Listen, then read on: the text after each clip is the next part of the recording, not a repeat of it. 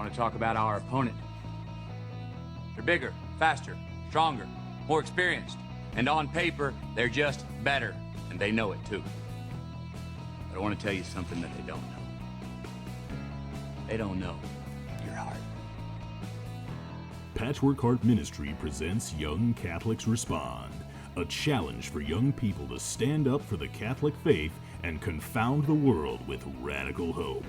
Now, here's your host, Bill Snyder. And hello, everybody, and welcome to this episode of Young Catholics Respond. I am Bill Snyder. It is wonderful to be with all of you. I want to remind you right from the outset here that you can head over to our website, patchworkheart.org, to learn more about our ministry and what we are doing. The real big thing we're pushing, of course, is our documentary on the Shroud of Turin. So we'd love to bring that to your parish, wherever you are, or your group, or whatever. Go over to patchworkheart.org, click on that Shroud Film tab right up there, and learn how you can bring that film to your group. But I don't want to spend too much time talking about myself and our ministry today, because I have a wonderful friend, and I'm going to bring him on the screen now, joining me to talk about his new book, 12 Rules for Manliness. Here's Bear Woznick. He is the author of that. He's also the world champ surfer. Bear, welcome to the program. Thank you so much for being with me. You're such a great friend of our ministry and myself personally. Gosh, we've filmed television shows together. We've been on the radio many times together. So thank you so much for sharing with our audience here today. I think we go back, I don't know, 8, 9, 10 years, you know. Yeah, we really do. So, yeah, I've watched you go through seasons in your life and get married. Then I got to meet Alvin today, your son. Yeah. And yeah, I'm so proud of you, Bill. So glad to know you. Yeah, likewise, man. You got an amazing ministry and so many good things that you're doing, of which, is this brand new book that's just been released, right? It's just come out here. It's called 12 Rules for Manliness. So tell us a little bit about why, this book. I know you've written others, and people can go over to your website, deepadventure.com, and learn about your ministry and all that stuff. But tell us why this book and why now. Well, sooner or later, when you know a guy like Bill Snyder, you got to write a book about him. It's called 12 Rules for Manliness, Where Have All the Cowboys Gone? And that title, my wife inspired it. I was working on my book, but she inspired the subtitle. We were driving along the road here, going across the Diamond Head, if you're in Waikiki Beach. And she said, "You're going to love this song." And she turned up this country western, I think it was country western song. Paula Cole was singing, Where is my John Wayne? Where have all the cowboys gone? And man, because it struck a chord. When I go speak a lot to men's conferences, but I also speak a lot to mixed groups and young college age groups and all different ages. And what will happen is when Cindy and I arrive, before we can even get out of the car, usually we're surrounded by women, and they're basically saying to us, tell the men we need for them to be manly. We need men to be men. Don't apologize for being a man. We really need virtuous men. And the word man in Latin is the word ver. And so the essence of a real man is a man. Think about the root word for the word virtue. It's the word ver. To be manly is to be virtuous. It's not to be some chauvinistic type of guy, but it certainly isn't to be this kind of gender I don't know, neutered sort of man now. But we need men that will step up and trade in their cowardice for being cowboys. Yeah, absolutely. It's wonderful that you mentioned that, and you've got some amazing titles, I think, that are really, or to your chapters, right? There's 12 chapters, 12 rules, in, I guess, a chapter to go for each rule. But I'd love for you to talk a little bit about some of the chapter titles. Especially the first one, right? Like, a man's got to have a creed and a code to live by. I don't think there's much more manly than that, Bear. Like, when you watch those old Western movies, John Wayne and all of that, you see they have a special code, right? Yeah, John Wayne said that. Right. So Actually behind me. You see my books, my brown leather books down there. Those are written by famous Western novelist Louis L'Amour, who I love reading his books. I've got all 105 of his novels, and his books were always the men were always virtuous and the women were strong too, which was kind of a rarity back then. Uh, but in one of his books, he wrote this line, and John Wayne said it in one of his movies: "A man's got to have a creed, a code he can live by, no matter the job." Which was interesting that he adds the words "no matter the job." And so, I talked to so many people. I was talking to a martial artist today. I'm a second degree ninja black belt, and my instructor, Master Stephen Hayes, the first white ninja, he developed a code that ninjas, based on the ninja way. The Marines have a creed, semper fidelis, but then they have a code that they live by. So for me, a creed is something that is maybe one sentence or two sentences that really defines you, because all of us have a certain telos that God's given us as humans to be in relationship with him and to be fully human. But more specifically, each of us have a set. When we were conceived, our mother and father provided the DNA, but God infused that sort of unique spiritual rational soul, our personality, our inclinations, our natural abilities and things like that, that direct us along a path towards our personal telos, our personal plan that God has, our adventure, as I say. My ministry, Deep Adventure, deepadventure.com. And so we need to define our own creed. And then we need to, like, my personal creed is that the most radical quest a man can pursue is to abandon himself to the wild adventure of God's will. That's my nature, that's my personal creed. It's true for everyone, but it's what I live by. But then these rules are how I will act that out. And so, like, you think about the old Western, the old cowboys, they never were out to pick a fight, and they were slow to anger. But if something came down to it, they knew where they stood. They had a defined code that they lived by. So things were easy. Decisions were easy. What they would do or won't do, that decision had already been made for them a long time ago. So these rules are kind of like, how do you live out your personal creed? But I invite men to take a real serious week or so of pondering it and come up with what creed they're going to live by, and then begin to write out their own code and teach it to their children. That's a great, great idea, Bear, because I think so many men are just drifting aimlessly through life, attached to the pleasures of life, just looking at this cell phone, right? That's what's going on, and so I'm sorry. No, that's what's going on. Thomas Aquinas said his definition of an effeminate man was basically a man who just pursued pleasure. And one of my chapters talks about, don't be a drifter. Don't be just passing through. Have a goal and have a plan. I know, like, Bill, when we were filming, when we went all the way around what did we do? We went all the way up and around the Lake Michigan. What was the lake we went around? Oh, that was we actually saw a piece of Lake Superior, and then we came down and we saw Lake Michigan as well. So that's not something you just do passing through. You got to decide to go all the way up there to northern Michigan and around. So right. And when we were, if you're going to be in Hawaii, people don't just come here by passing through either. It's the most remote place in the world. People have intentionality to come here. In your life, don't just be a drifter, man. God has a plan for you that's only for you.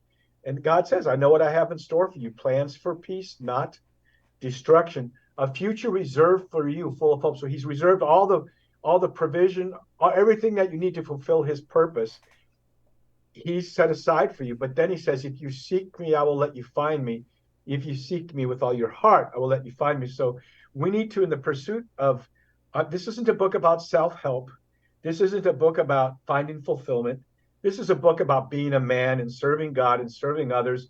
And in the process of doing that, we find, I don't know what to say, we find that grit and that grace to man up. And in the process, I have to say, then we find fulfillment. But we're not looking for fulfillment. We're looking to be real men. And the rest of it comes along with it. Yeah, right. Absolutely. And, one of the other chapters, I mean, I just love that. First of all, folks, go to Bear's website and get a copy of this book. You've got to go to get the copy of this book. It's 12 Rules for Manliness. Where have all the cowboys gone? It's got an awesome cover. You'll recognize it right away. I love the I love the dude. Got his rope out there, getting ready to catch some cattle.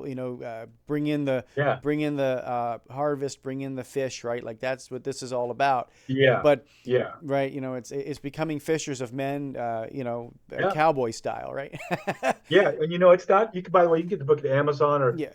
I think most Barnes and Noble bookstores have it and stuff. So you don't necessarily have to go to our site, but get the book for yourself and get the book for a friend. Moms, women, get this for the men in your lives.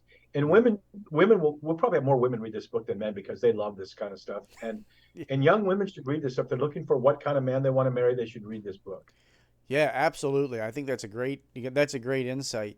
And again, these titles of these chapters are absolutely amazing. I'd love for you to talk a little bit about chapter 8, Come Hell or High Water, Get the Job Done. We've been talking a little bit about, this. That's you right there, dude. That's you. I don't know about that. You do a lot. You do my rate. You do some of my production, and everything that I've ever asked of you. Once you've said you'll do it, you do it.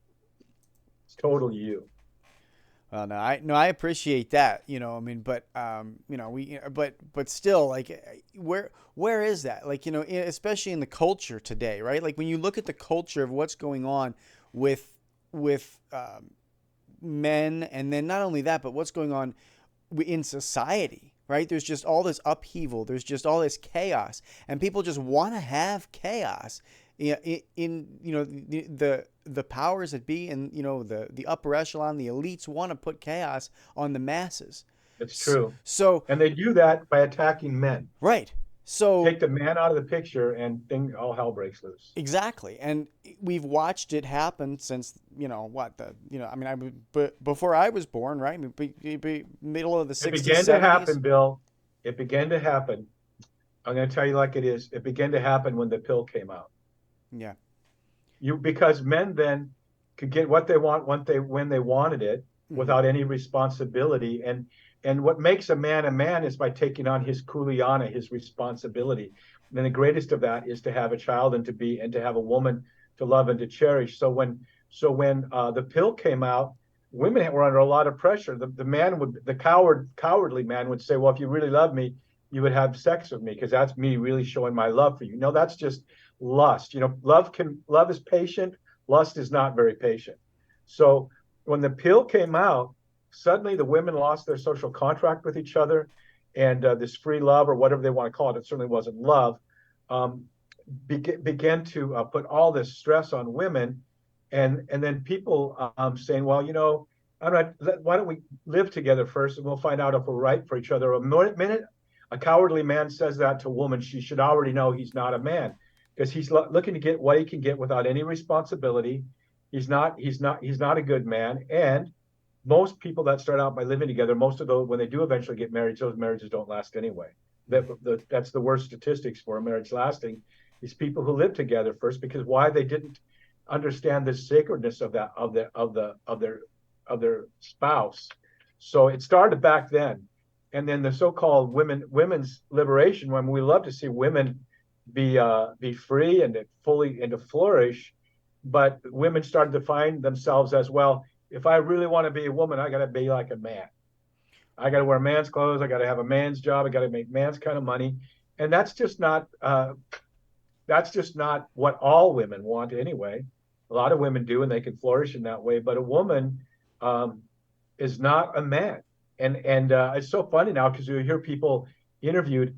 So how do you? I think there was a Supreme Court justice or someone was being asked by the Senate. So can you define for us what a woman is? And here's a woman, she can't even define what a woman is. Right. And so a woman is the counterpoint to a man. But it was John Paul II that wrote that. The first things he wrote were love and responsibility. They go hand in hand. And so if you're with a man that first of all, these women say, these guys in the Theology on Tap, those girls go, oh, the guys will hang around with us, but they don't ever ask us out. Or if we've been hanging out with a guy long enough, he never asks us to marry him. And they said, we're just wondering if we should just settle. And I said, no. You think about the Wild Wild West. it was tamed by women, because women came out there and said, basically, you're a better man than that. I believe in you. But if a woman just kind of just accepts mediocrity in a boy who's not really even a man, then there goes the chaos of society. So men are under attack, and especially fatherhood. Think about it. We're called fathers. God the Father is a father.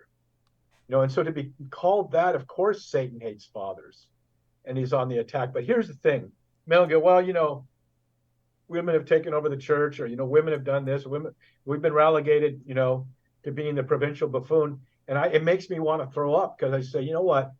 That's you, because you let it happen. You're the one that created the vacuum. You're the one that created the void. Step up your game and take care of your kuleana. Take care of your responsibility. Kuleana in Hawaii is a very beautiful, powerful word. It means more than responsibility. It means this is me. My responsibility, my family, my job, things that are my responsibility are really, really me. And so it's very sacred, and it's a stewardship type of responsibility. So, yeah, we need men who will lay down their lives for those that they love, and who will become leaders, not pushers, not managers, and not just sitting around yelling at the TV screen thinking that they're virtuous because they have an opinion about abortion but never do anything about it. So yeah, we need men to step up. Yeah, you're totally right. And the other thing that I think you call people to throughout your ministry, and even in this book too, is that you can't do this alone, right? A lone wolf doesn't really survive in today's Right. culture. You have to have a brotherhood. You have to have a band of brothers come together and work to build the kingdom and find other like-minded men, right? Like when you look at what Jesus did in the gospel, he found 12, group of 12 ragtag guys. None of them were perfect, but he put them together and he said, you're going to go out and change the world. It doesn't have to be a large group, but you can't go off and do it by yourself. And I It think really can't be a large group. right. You're going to be, men need to be, in my chapter, I forget which one it is, but it says that build brotherhood, don't be a lone wolf. I know a lone wolf. I used to have a piece of land up in Montana, 1 mile from Canada, 1 mile from Glacier Park, on the North Fork of the Flathead River. It's wild. When I was building my cabin, I had left a little piece of carpet outside. I mean, this is a little one-room hunter's cabin. And in the morning I came out, and it had been sprayed by a mountain lion. He walked out past my house, my little cabin. I slept with a shotgun I was sleeping on the floor, but my gun right next to me, man. I was ready for predators. There were grizzly bears and bears and wolves. So when I walked on this land, the first time I bought it, I was walking onto the land, and I saw across the meadow a wolf. And it's, they're big. Wolves are, I don't know if there's a dog that's as big as a wolf. They're big, big animals. And he had these yellowish green, these really piercing eyes. And he looked at me like, what are you doing on my land? He's very menacing. And I would see him from time to time. And several months later, there was a professor from Missoula, Montana, that was walking by my cabin. Now, I'd never seen anybody out there before. And I'd heard him coming, and he said, hello, the cabin. And I came outside, and we started talking story. And I said, do you know, he said he was a tracker. The radio caller these animals. And I said, do you know about this wolf? He goes, yeah, I know that wolf. That wolf's a lone wolf. And I go, what does that mean? He goes, well, he was an alpha male that was forced out by the pack. And now he's got to hunt alone, and wolves eat fresh meat. And he's not going to be able to bring down fresh meat. He's going to eat their leftovers or some animal that's decaying, and he's not going to live long. That's the definition of a man boy who won't get to know and being in concrete type relationships with other men. My friend Father Bryce Lundgren, who, if you haven't had him on your show, you should. He's a priest up in Wyoming. I got him to write a book called The Catholic Cowboy Way. I got him hooked up with my publisher, Sophia, and he got his book done before I did. But in his book, he says, if I'm riding the range with Zeke, my buddy, and at some point I say, hey, Zeke, you know what? We need to learn to be more transparent and vulnerable with each other. He would kick his spears and beyond 2 ridge lines away before I even blinked. But if you say to them, we need to get more gritty and real with each other, that's something a man can respond to. And we need that mixture of grit and grace to call each other on to what God's calling us to be good fathers, to be men that protect and provide, and not just talk about sports and politics. Like talking about politics is going to change the world. What changes the world is bringing people to Jesus Christ. Mm-hmm. You know what? You're absolutely right. And the other thing too is you kind of just alluded to it. Talking about sports. We end up worshiping football on Sundays. I mean, right now everybody's especially here in Packer land, right? Like Yeah, I everyone's love football. Love football. Oh, it's a great sport. It's a great I just game. watch college sports, so I don't have time for Saturday and Sunday. Right. Well, I mean, but people but you end up worshiping, men end up worshiping their favorite sports teams over worshiping, Jesus Christ on Sunday.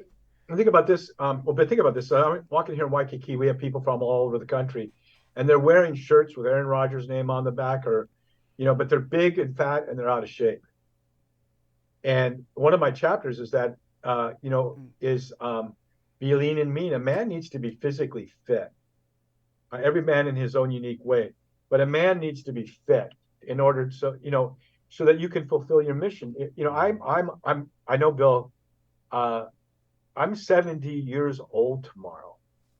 70, and I'm still doing 50 miles on the beach, swimming an hour every day, surfing, lifting my wife in extreme tandem surfing lifts, because my whole life I've focused on being healthy, by being fit.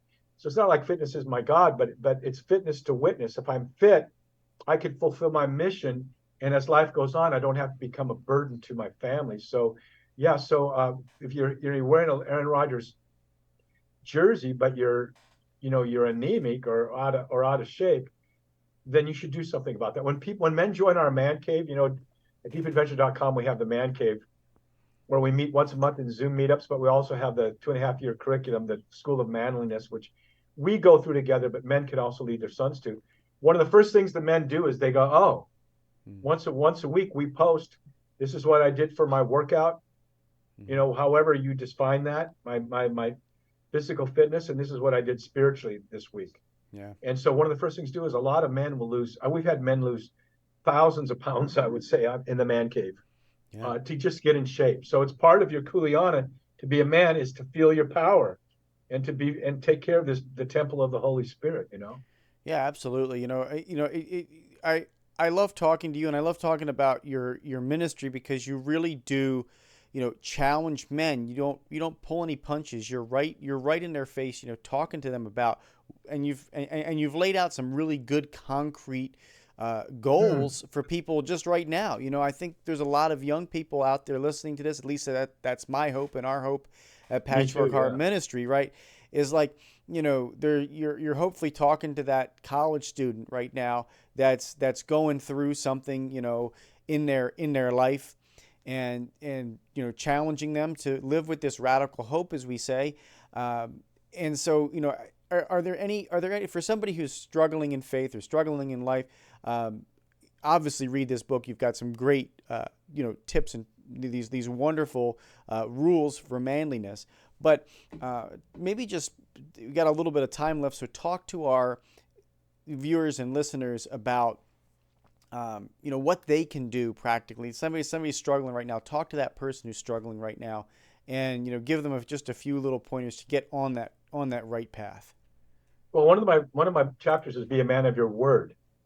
And what I would say is begin to write down concrete goals and be a man of your word. Keep your own word to yourself. This is an example of physical fitness, but for a man who needs to gain strength, cardio, and because one of my chapters is be dangerous, a man should know how to fight too, in a lot of different realms. But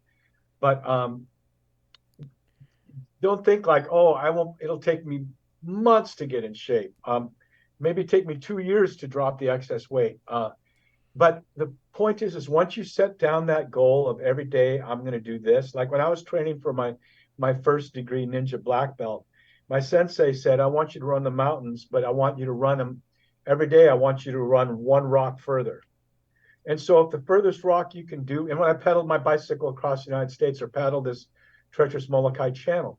It's the same thing. You just take one more step, one more paddle stroke, one more pedal stroke, but set concrete goals and say, you know, when I came through prostate cancer, 3 major infections as a result. I tore a muscle loose in my hip where the radiation was done. When I hoolied my canoe, my outrigger, I flipped it. And then I'm out stand-up paddle surfing and I'm out of shape and I pull my bicep loose because I'm used to doing certain things. So I had to do a total reboot. Mm-hmm. And then when I came out of all that, then I got COVID. So I had to basically continually to work around my challenges. And one of the things that I do is I go out and I swim for an hour every day. I go out beyond the surf, or right where the surf is, just beyond where the waves are breaking. And I do deep, powerful treading of water and have my prayer time out there. So how did I come out of all of that? Was it instantaneous? No, it was a journey to survive it, and then a journey to get strong and healthy again. But so what I'm saying is, you don't have to say, well, I'm not going to be a success until I lose 30 pounds and I can you know, endure walking 50 miles every week in the sand, which was my habit. You're a success the minute you do your first walk. Because why? Success is on the inside. I've made a decision, and this day, I'm walking in virtue. I'm going to have my half hour, my hour with a prayer with the Lord. I'm going to teach my child their homework. I'm going to coach Little League. I'm going to be successful at my work. I'm going to do my physical training. I'm going to cut my sugar carbs down to 27 grams or less. It all boils down to this. There's something I heard recently. How you do anything is how you do everything. So the moment you decide, I'm going to walk 3 blocks today, and tomorrow I'm going to walk 3 blocks and a half. Every day, time you set that and you pursue that, you are establishing within you virtue. When I paddled across the Molokai Channel, one of the most treacherous channels in the world, on a very, very treacherous day, every paddle stroke is what got me there. So the moment you set that path of virtue and you do the first thing and then the next thing and then the next thing, you're already successful. Because the great success is that you are now suddenly a man of virtue. Virtue is, the Catechism tells us, is a habit. Mm-hmm. And I just tell people, if the hardest thing to do is to do that first day of working out because you don't think you're going to do the next one. Do the first day, the second day, the third day of your fitness training. Do the first day, the second day, the third day of spending 20 minutes in the morning and 20 minutes at night in prayer, of going to mass or saying the rosary. Set those concrete goals. And the minute you do those, then do it again the next day. Do it again the next day. In 30 days, you go, you know what? I'm doing this. After 100 days, that habit owns you. If it's 10:30 here in the morning and I haven't done my beach workout and my 1 hour swim, my body's telling me, come on, dude, let's go. Now, that doesn't mean I'm not going to go surfing later or go golfing or something. And by the way, I still have more than one full-time job, but I've got that balance in my life. So the minute you start out on that path, but how you do anything is how you do everything. When I was training in my ninja black belt, Master Hayes would say, how you get out of a chair, your penmanship, it all has to do with that core commitment to excellence, not perfectionism. Just excellence to me is beauty and grace and determination. And so how you do anything, do you get up and and talk to your child when they're misbehaving, or do you yell at them from across the room? How you do anything is how you do everything. Do you get up in the morning every morning and start out by praying the liturgy of the hour? How you do anything is how you do everything. Do you when you get out of your car, do you take the coffee cup and any debris that you've gone by going through a drive-through? Do you take that out, or do you leave it in the car? What does your car look like? Is it washed and clean? So I'm not talking about perfectionism. I'm talking about a God of order who wants you to be. My wife, Cindy, is excellent in every little way, and she's full of grace. Full of grace. A person who's a perfectionist is the most uptight person in the world. But if your goal is virtue, is to love God back by doing things in a good way. So I would just say, start doing the small things and you've already won. You don't have to have You don't have to have a world title. You don't have to get your black belt tomorrow, but just begin that path of stewardship and discipline. And the more you're a disciplined person, the bigger your life gets. Yeah. You have more freedom, the more disciplined you are. If you just kind of are sloppy in your life and anything goes, you end up in bondage. And it's those words of our Lord, right? Like, you were faithful in small matters, so I can give you bigger Yeah, as things. He's done in your life, Bill. It's been so beautiful to see. God bless you. Well, You in all that you do beautifully, and your family and your children. It's just beautiful. Your child's so beautiful. hey, well, no, Beautiful thank to you. see. Thank you. I've been And getting to watch you for a long time. I know, and it's been a wonderful friendship, Bear. It certainly won't end here, and as our episode comes to a close, here tonight. But I'm blessed to have you on. I want to make sure that everybody, you can see it on the bottom of your screen there, but please go over and get the copy of the book. 12 Rules for Manliness. Where Have All the Cowboys Gone is the subtitle. So go over, get a copy of his book wherever books are sold, Amazon. And give one to a friend. And give one to a friend. Yeah, that's right. Someone that would never read a Christian book, give them this book because it starts out talking about cowboys. Eventually they get it, but it's not a foreign land to them when everybody loves cowboys. No, that's My awesome. wife is a cowgirl, by the way. She wrote me. I had no chance. That's right. She was in rodeo, right? She did rodeo, right? Cindy was in rodeo. She was barrel racer, trick rider. Yeah, that's right. Yeah, she only wore cowboy boots until she had to wear cheerleader shoes when she was a high school cheerleader in that little bitty high school she went to. That's so awesome, Bear. It's amazing talking to you, man. Thank you so much for the book. Thank you so much for being a friend of our ministry and a friend of mine personally. Thank you so much. Well, send me your address if you email me, and we'll send a little gift to Alvin. Oh, absolutely, I will. Hey, okay. This has been great. So, folks, I want to remind you that you can once again head over to our website, patchworkheart.org, to learn more about our ministry and all the ministry of our guests, right? I mean, they're all up there. All of our podcasts are there as well. So please go over, check it out, patchworkheart.org. And until next time, may God bless you and keep beating to those Catholic hearts.